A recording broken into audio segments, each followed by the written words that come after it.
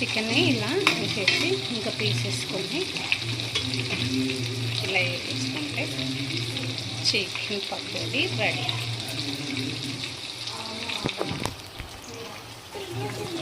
ఇలా బాగా cook అవ్వనివ్వాలి chicken పకోడీని.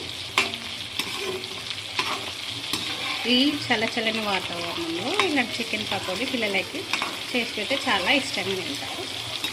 చికెన్లో ప్రోటీన్స్ కూడా ఉంటాయి. వీటికి రైస్ పెట్టేస్తే చాలు. Home made is health for us. ప్రతి ఒక్కరికి ఇంట్లో చేసేది హెల్తీ. మనం ఎక్కువ ఇవి మసాలా వేయం. ఆయిల్ కూడా గానుగలో పట్టించిన వాడతాం. ఎక్కువ సార్లు యూజ్ చేయమన్నమాట ఆయిల్. వైఎస్ఆర్ రైస్ యూజ్ చేసేస్తే అయిపోతుంది.